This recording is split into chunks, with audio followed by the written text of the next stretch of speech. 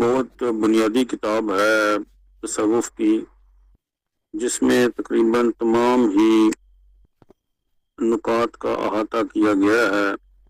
اور ایک مبتدی شخص جو راہ خدا میں ہے اور تصوف کی بننا چاہتا ہے، اس کے لیے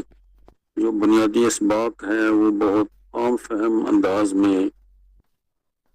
ابو طالب مکی جو ہیں انہوں نے بیان کیے ہیں۔ ہر علم کا ایک موضوع ہوتا ہے اور اس کی یہ غایت ہے، اور عمل کی سب تک و تاز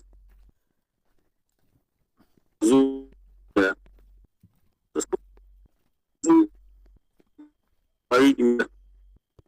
اور اس کی غایت خدا کی محبت حاصل کرنا ہے، یہاں تک کہ بندہ اسی ایک کا ہو رہے، اس کی معرفت میں وہ برابر آگے بڑھتا جائے